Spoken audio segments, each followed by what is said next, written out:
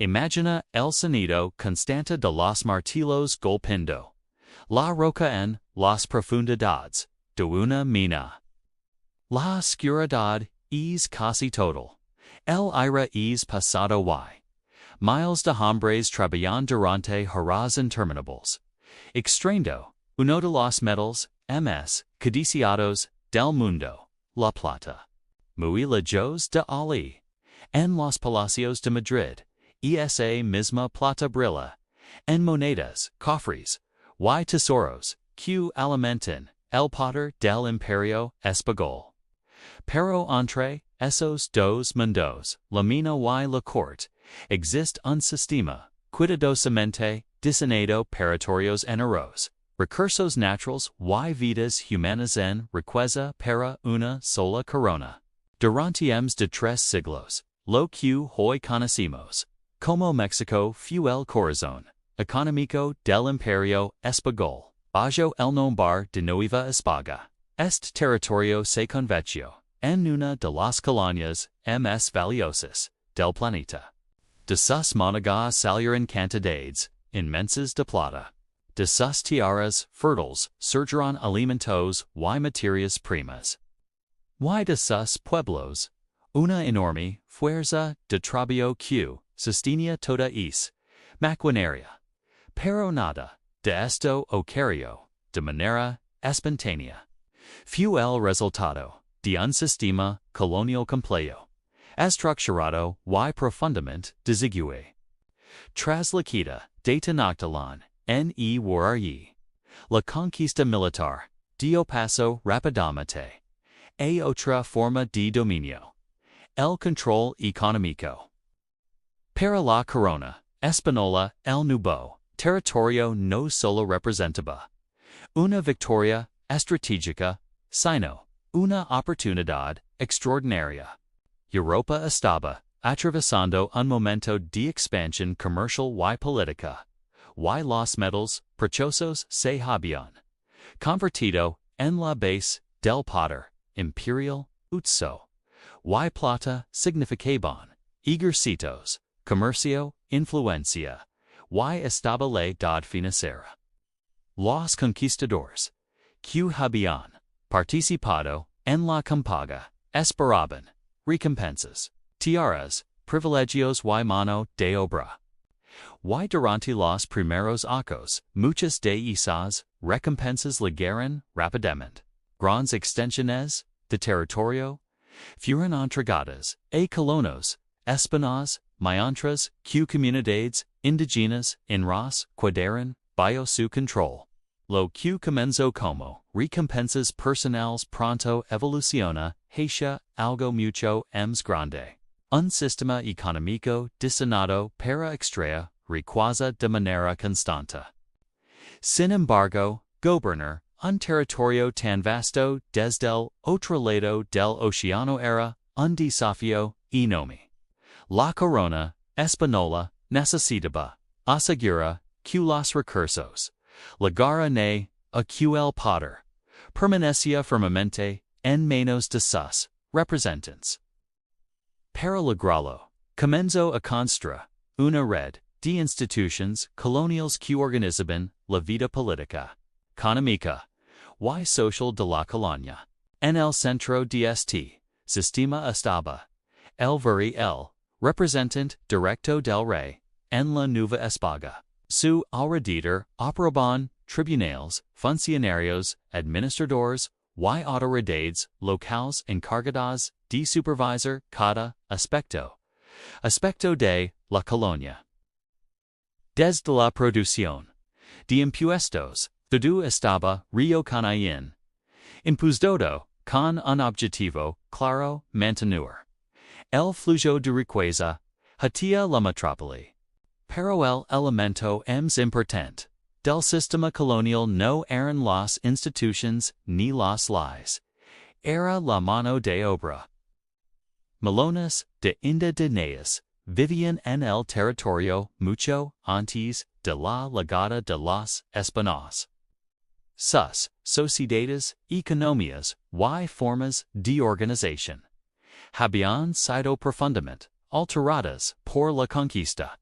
nes contexto, los colonizadores encontraron algo que, considerable para el funcionamiento del nuevo orden, una población que podía ser obligada a trabajar, que ya, la riqueza de la colonia dependía del trabajo humano.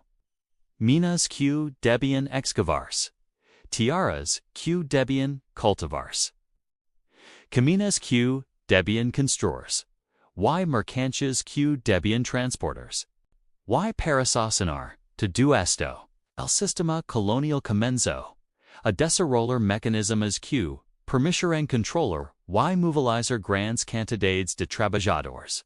A lo largo de los años, estos mecanismos evolucionaron, se adaptaron se volvieron cada vez más sofisticados. Lo que inicialmente parecía un conjunto de privilegios otorgados a conquistadores pronto se convirtió en una estructura económica gigantesca. Una estructura donde la tierra, los recursos naturales y las personas estaban integrados en un sistema de producción. Un imperio distante. Mientras, los barcos cargados de plata cruzaban el Atlántico rumbo a España. En la Nueva España, se consolidaba una realidad mucho más dura. Comunidades enteras vivían bajo nuevas reglas, nuevas obligaciones, nuevas jerarquías social que transformaron profundamente la vida cotidiana. Así comenzó uno de los sistemas coloniales más poderosos y duraderos de la historia.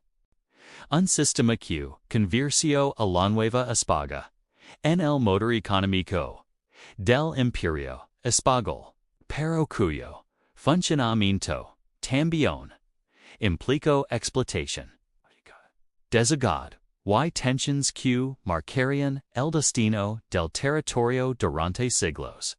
Tras la conquista militario mesoamericano, el Imperio Español enfrentó un desafío tan grande como la guerra misma. Gobernar y controlar un territorio enorme situado a miles de kilómetros de distancia. Las primeras décadas después de 1521 fueron un periodo de improvisación, donde los conquistadores, los funcionarios reales y la propia corona intentaban definir cómo debía funcionar la nueva colonia. Al principio, muchos de los hombres que habían participado en la conquista creían que recibirían recompensas similares a las de las guerras medievales en Europa, tierras poder político y control directo sobre la población local. Y en parte, eso fue exactamente lo que ocurrió. Para mantener la lealtad de los conquistadores y asegurar la estabilidad del territorio recién sometido, la corona permitió la creación de los primeros pilares del sistema colonial, la encomienda. La encomienda no significaba oficialmente que los indígenas fueran esclavos, pero en la práctica colaba a comunidades enteras bajo la autoridad de un encomendero español. Recibía el derecho de exigar tributos y trabajo a cambio de una supuesta obligación de proteger y evangelizar a la población indígena. En teoría, era un sistema de tutela. En la realidad pronto se convirtió en una poderosa herramienta de explotación. Los encomenderos podían exigir alimentos, textiles, metals preciosos o trabajo directo en diferentes actividades.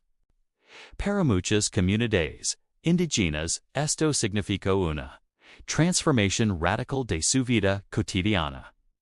Sus sistemas tradicionales de trabajo colectivo fueron alterados. Y ahora debían cumplir con nuevas demandas que beneficiaban a colonos españoles y a la corona. Mientras tanto, en España, a monarquía, observaba con atención el crecimiento del poder de estos conquistadores. Había una preocupación creciente.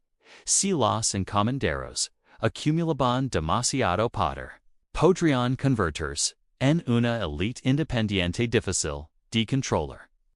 El Imperio Español había aprendido esta lección en otras regiones.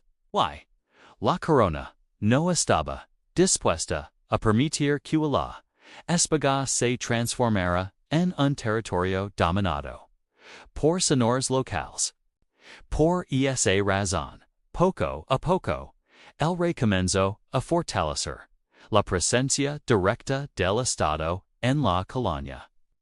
En Yusenwu se estableció formalmente el Virreinato de la Nueva España, una estructura administrativa diseñada para centralizar el poder bajo la autoría directamente por la corona.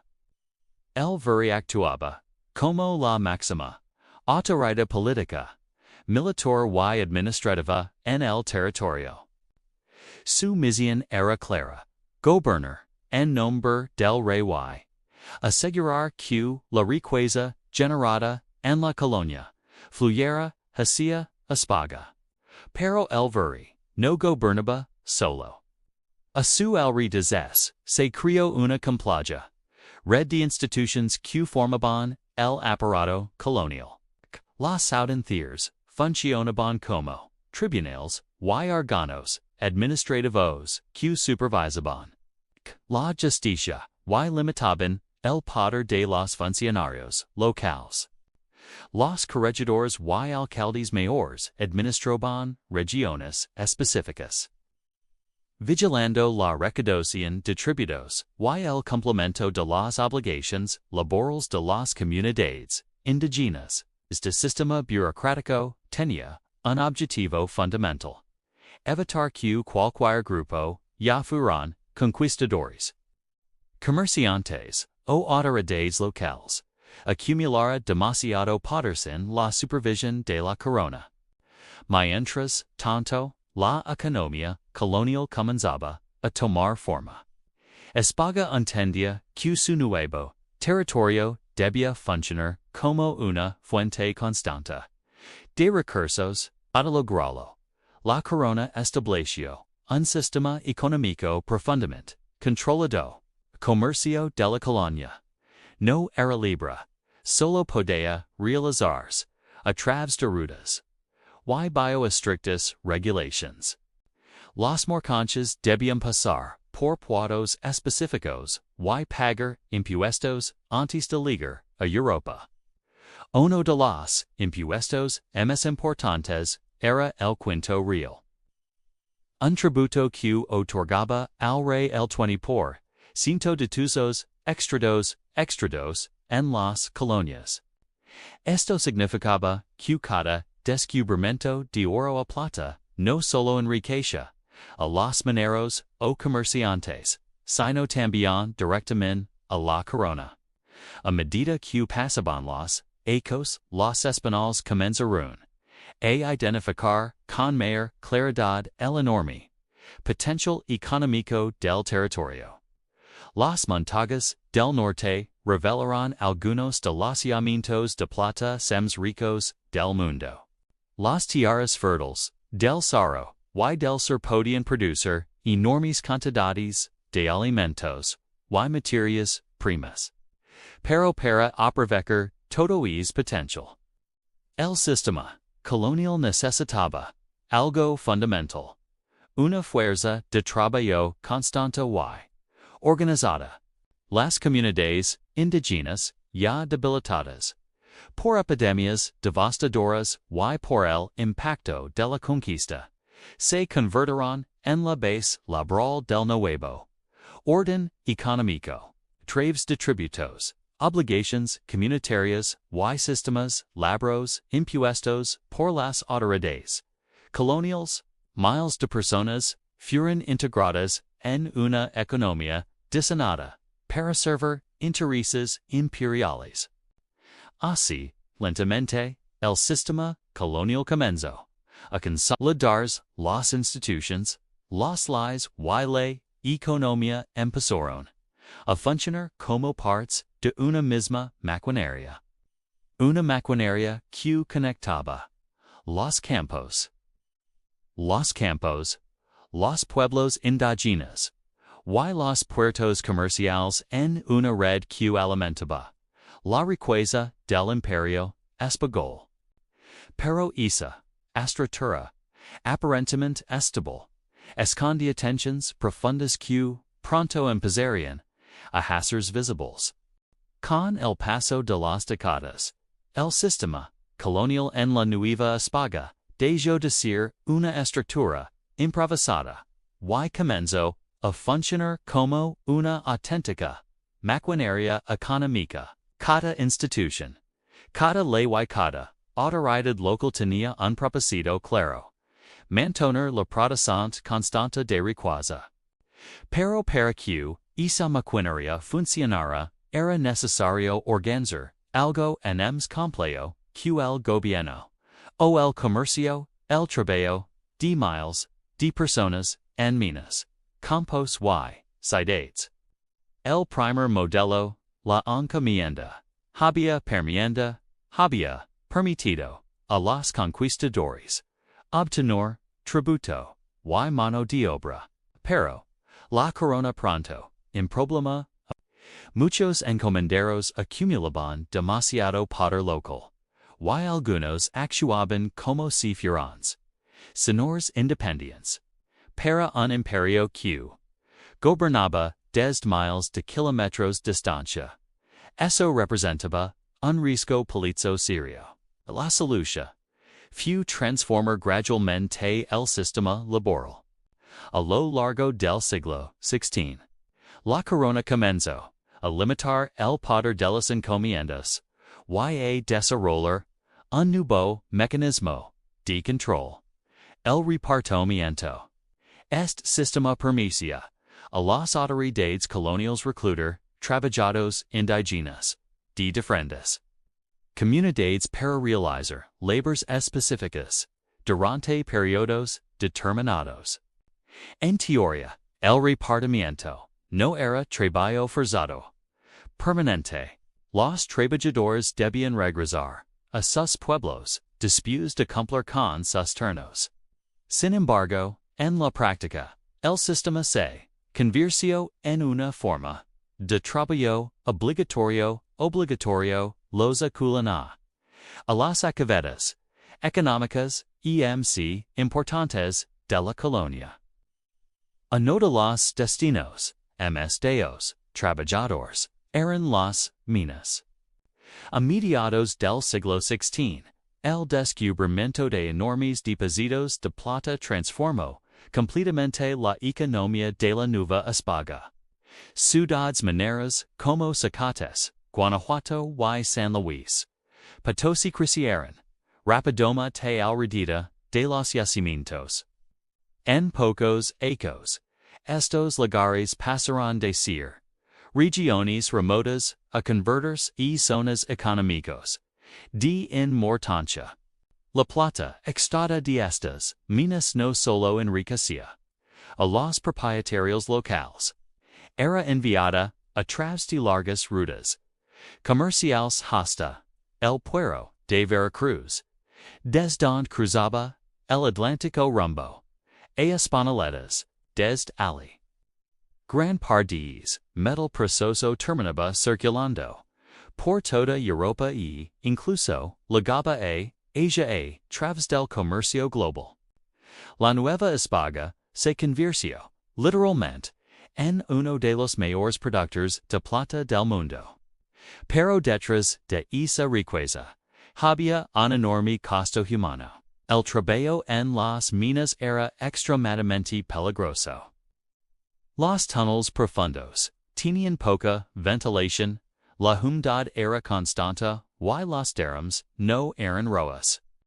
Los trabajadores pasaban horas en eras bajo tierra extraendo mineral con herramientas simples. Mientras, otras transportaban pesadas cargas hacia la superficie. A medida que la procha minera crecía, también lo hacía la necesidad y alimentos, animales de carga, herramientas y materiales. Esto dio origen a otro elemento fundamental del sistema colonial, las haciendas. Las haciendas eran grandes propiedades rurales dedicadas a la producción agrícola o ganadera. Muchas de ellas sirvieron para abastecer a las ciudades mineras, que necesitaban enormes cantidades de maíz, trigo, carne y otros productos básicos. Con el tiempo, estas propiedades se expandieron y comenzaron a dominar vastas regiones del territorio. En las haciendas también trabajaban comunidades, campesinos, mestizos y otros grupos socio que formaban la base de la economía rural a diferencia del trabajo en las minas. El trabajo agrícola era más permanente que lo que generaba relaciones laborales que podían durar generaciones. Mientras tanto, el comercio colonial estaba cuidadosamente regulado. España mantenía un sistema de monopolio comercial que obligaba a las colonias a comercio exclusivamente con la metrópoli. Las mercancías europeas llegaban a América a través de flotas controladas por la corona. Y los productos coloniales debían seguir el mismo camino de regreso. Este sistema permitía a la monarquía supervisar el flujo de riqueza y cobrar impuestos en cada etapa del proceso. Sin embargo, también generaba tensions entre comerciantes locales que deseaban mayor libertad económica. Con el paso del tiempo, la economía de la Nueva España se volvió cada vez más compleja. Minas, haciendas, rutas comerciales y centros urbanos comenzaron a integrarse en una red económica que conectaba regiones distantes entre su país, crecimiento también tamaño. Las presiones sobre las comunidades que sostenían el sistema. El aumento de la producción significaba más tributos y más control por parte de las autoridades coloniales.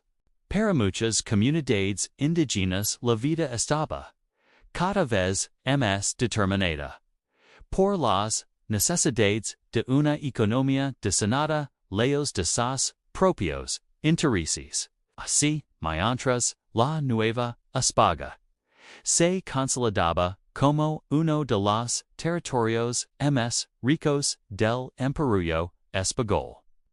También comenzaban a surgir tensiones profundas dentro del sistema.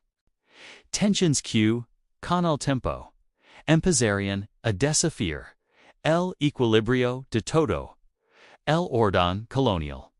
A medida que la economía colonial crecía, y la extracción de riqueza se volvía cada vez más intensa, las tensiones de la Nueva España comenzaron a hacerse imposibles de ignorar.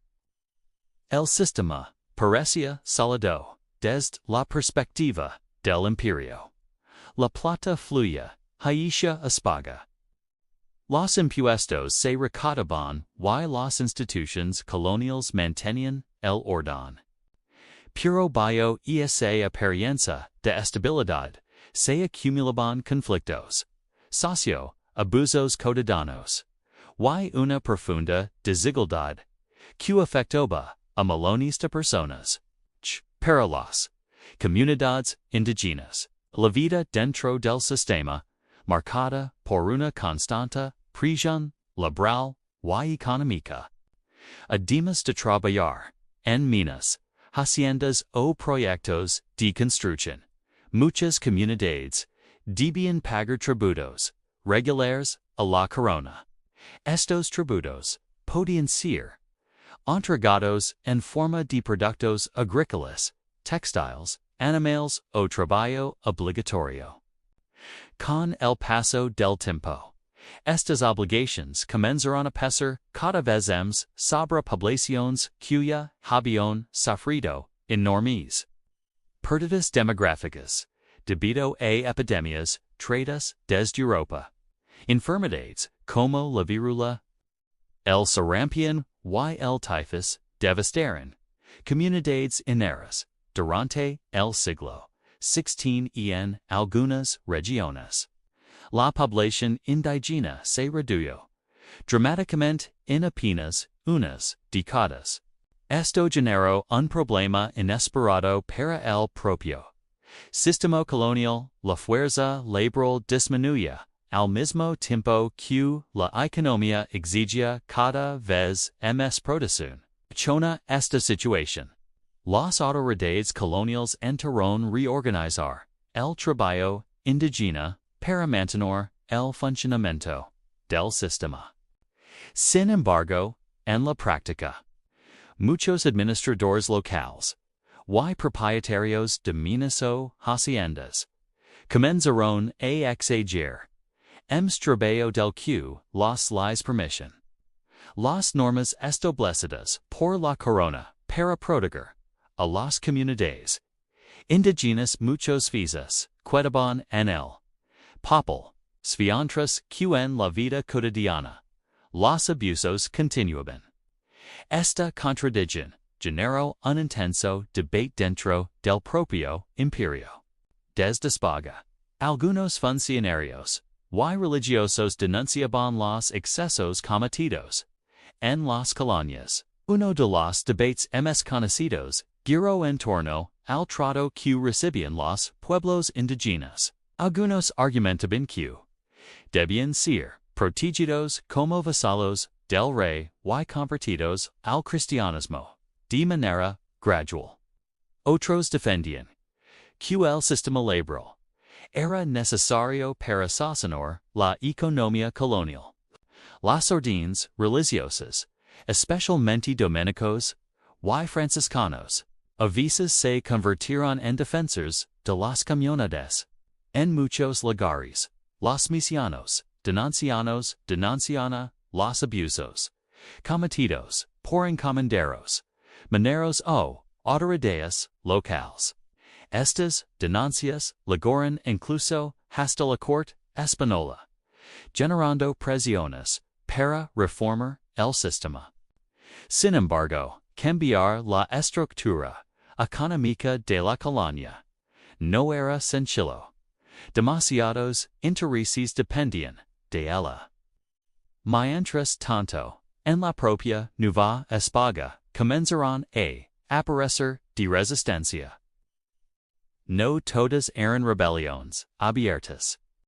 Muchas veces, la resistencia tomaba formas silenciosas. Comunidades que abandonaban sus pueblos para evitar tributos, trabajadores que escapaban de haciendas, o poblaciones que reducen deliberadamente su producción para exigencias.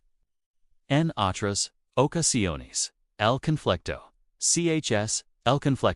se manifestaba de forma más directa. A lo largo del periodo colonial ocurrían diversos levantamientos indígenas en diferentes regiones, aunque muchos de estos movimientos fueron locales y rápidamente reprimidos, demostraban que el sistema no era aceptado pasivamente por todos. Las autoridades coloniales respondían generalmente con una combinación de negociación y fuerza. En algunos casos, ofrecían concesiones o reducciones temporales de tributos. En otros, enviobas para restaurar el orden. Pero las tensiones no solo existen entre colonizadores y indígenas. Dentro de la sociedad colonial también surgían conflictos entre distintos dopata, comerciantes propietarios de minas, hacendados, y funcionarios reales, a menudo compiten por influencia económica y política. Cada uno intentaba asegurar su posición dentro de una jerarquía social muy estricta que privilegiaba a los peninsulares españoles nacidos en Europa sobre los criollos nacidos en América. Con el tiempo, esta estructura social comenzó a definir profundamente la vida en la colonia. La riqueza, el origen familiar y la cercanía al poder político determinó van las oportunidades de cada persona.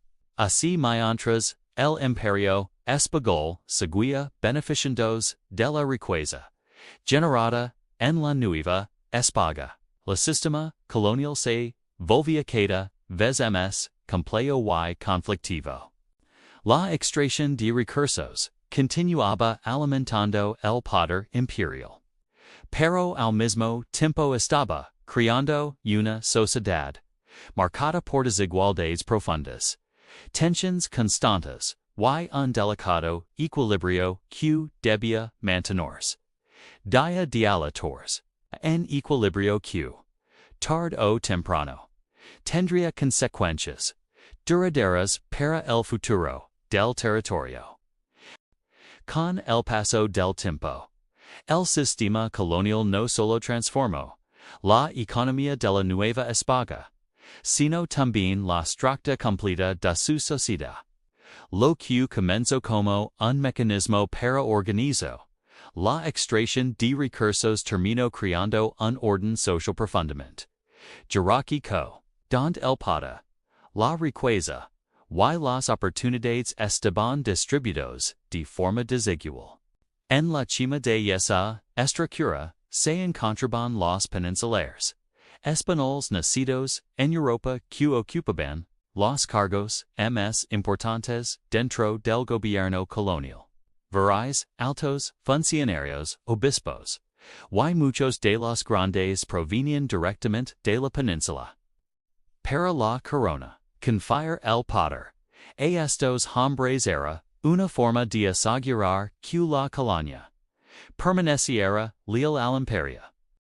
Justo debajo de ellos se encontraban los criollos, hijos de españoles nacidos en América. Muchos criollos poseían riqueza considerable, especialmente aquellos involucrados en la minería, el comercio o la propiedad de haciendas. Sin embargo, a pesar de su poder económico, estaban excluidos de muchos de los cargos políticos más importantes. Esta exclusión generó tensiones que crecían con el paso de los siglos. Ms. Abajo en la escala social se encontraba una población cada vez más diversa. Mestizos indígenas, africanos y personas de múltiples mezclas raciales que surgieron en la compleja sociedad colonial. Cada grupo ocupaba diferentes posiciones dentro de la economía, desde artesanos y comerciantes hasta trabajadores agrícolas y mineros. Para las comunidades indígenas, las consecuencias del sistema colonial fueron profundas, aunque muchas comunidades lograron mantener parte de sus tradiciones. Sus estructuras políticas y económicas se transformaron de manera irreversible. Las autoridades coloniales reorganizaron numerosos pueblos en asentamientos conocidos como reducciones, donde era más fácil administrar tributos, supervisar la evangelización y movilizar mano de obra. Al mismo tiempo, los tierras comunales, que durante siglos habían sostenido a muchas comunidades, comenzaron a reducirse o transformarse. Con la expansión de haciendas y propiedades privadas, amplias regiones pasaron a manos de propietarios españoles o criollos. Testo obligó a muchas familias integrarse de forma permanente en la economía colonial como trabajos agrícolas o arrendatarios o arrendatarios. mientras tanto, el crecimiento de la minería, y el comercio impulso el desarrollo de nuevas ciudades. Zacatecas, Guanajuato, y otras ciudades mineras, se convirtieron en centros dinámicos, donde circulaban grandes cantidades de riqueza, calles, líneas de comerciantes, talleres de artesanos, iglesias monumentales, y residencias de la élite reflejaban el poder económico que la minería había generado. Pero esa prosperidad no se distribuye de manera equitativa. La mayor parte de la riqueza producida en la colonia seguía un camino muy claro. Primero pasaba por manos de menos comerciantes y autoridades locales, luego por los sistemas fiscales de la corona y finalmente terminaba financiando el poder imperial en Europa. Gran parte de la plata extraída en la Nueva España ayudó a financiar guerras, ejércitos y el comercio internacional del Imperio Español. Este flujo constante de metales preciosos tuvo efectos que se extendieron mucho más allá de América. En Europa, la llegada masiva de plata contribuyó a grandes transformaciones económicas, incluyendo cambios en los sistemas comerciales y monetarios. Incluso en Asia, especialmente en China, la plata americana se convirtió en un elemento clave del comercio global. De esta manera, la Nueva España, un lugar central dentro de una economía mundial que comenzaba a interconectar continentes enteros. Sin embargo, dentro de la propia colonia, el sistema también generaba contradicciones. Mientras algunos sectores acumulaban grandes fortunas, amplios grupos de la población vivían bajo condiciones difíciles. Jornadas laborales largas, obligaciones fiscales constantes, y limitadas oportunidades de movilidad social marcaban la vida de muchos habitantes de la colonia. Al mismo tiempo, el crecimiento económico produjo una sociedad cada vez más compleja. Nuevos grupos social emergían, nuevos sociedades crecían, y las relaciones económicas se volvían más sofisticadas. Comerciantes, artesanos, y pequeños propietarios comenzaron a desempeñar roles importantes en la vida urbana. A pesar de las desigualdades, el sistema colonial logró mantenerse durante siglos gracias a una combinación de control político, poder militar, influencia religiosa y redes económicas profundamente integradas. Pero las mismas estructuras que habían permitido el crecimiento del imperio también estaban creando tensiones internas, diferencias sociales, disputas por el poder y transformaciones económicas comenzaron a cambiar lentamente la dinámica de la colonia. Sin que muchos lo notaron en ese momento, el sistema colonial estaba sembrando las condiciones que, con el tiempo, influirían en los grandes cambios políticos y social que llegarían en los siglos siguientes. Cuando el sistema colonial comenzó a debilitarse, a finales del siglo XVIII y principios del XIX, sus efectos ya estaban profundamente arraigados en la estructura de la Nueva España, con casi 3 siglos. La economía, la sociedad y el poder político habían sido moldeados por un modelo diseñado para servir a un imperio distante. Incluso cuando el dominio español llegó a su fin, muchas de esas estructuras no desaparecieron de inmediato. Uno de los legados más duraderos del sistema colonial fue la desigual distribución de la tierra, y la riqueza. Las grandes haciendas que se habían expandido durante el periodo colonial continuar, dominando vastas regiones del territorio. Estas propiedades concentraban enormes extensiones de tierra en manos de unos pocos propietarios, mientras que muchas comunidades rurales dependían de ellas para trabajar y sobrevivir. Esta concentración de tierras se convirtió en una característica persistente de la economía mexicana mucho después de la independencia. En muchas regiones, las comunidades indígenas que habían perdido acceso a sus territorios tradicionales durante la colonia continuaron enfrentando dificultades para recuperar su autonomía económica. Pero el legado colonial no se limitó a la tierra. La estructura social jerárquica que se había formado durante siglos también dio una marca profunda. La idea de que el origen, la riqueza, y la posición social determinaban las oportunidades de una persona continúa influyendo en la vida política y económica del país.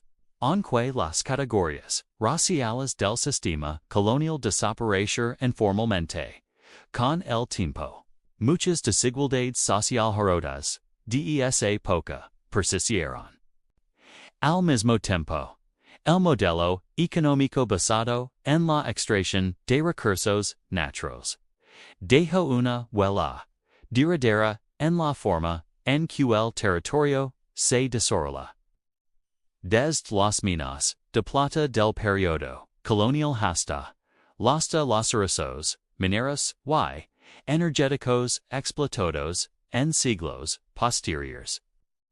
La economía mexicana continuó dependiendo en gran medida de la suelo. Este modelo tenía raíces profundas en el sistema colonial.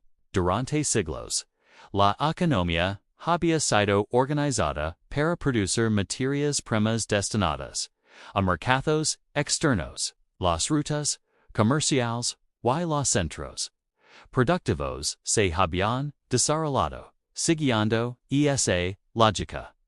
Incluso las ciudades más importantes de la colonia reflejaban ese legado. Muchas de ellas crecían alrededor de minas, rutas comerciales o centros administrativos coloniales. Estas ciudades se convertían en nodos fundamentales de la vida económica y política que continuaron desempeñando roles clave en el México independiente. Pero quizás uno de los legados más complejas del sistema colonial fue el encuentro cultural que transformó profundamente la identidad del territorio. A lo largo de 3 siglos, pueblos indígenas, colonizadores, europeos y poblaciones africanas interactuaron. Se mezclaron y crearon nuevas formas de cultura, religión, lengua y tradiciones. La sociedad que surgió de ese encuentro fue diversa, compleja y profundamente marcada por la historia colonial. Las tradiciones indígenas sobrevivieron y se adaptaron dentro del nuevo orden colonial. Mientras que elementos de la cultura española se integraron en la vida cotidiana. La religión, la arquitectura, la gastronomía y muchas expresiones culturales reflejan en esa mezclada influencias. Sin embargo, comprender este legado también implica reconocer las tensiones y conflictos que lo acompañaron. El sistema colonial no fue simplemente una etapa de intercambio cultural o desarrollo económico. Fue también un periodo marcado por desigualdades profundas, explotación laboral, y luchas constantes por el poder y los recursos. Estas dinámicas dejaron preguntas que todavía forman parte del debate histórico. Hasta que punto el sistema colonial impulso, el desarrollo económico del territorio. Y hasta che punto es desarrollo se construyó sobre estructuras de explotación que limitaron las oportunidades de grandes sectores de la población. Para muchos historiadores, la respuesta no es simple. El sistema colonial creó ciudades, rutas comerciales, institutions y una economía integrada en redes globales.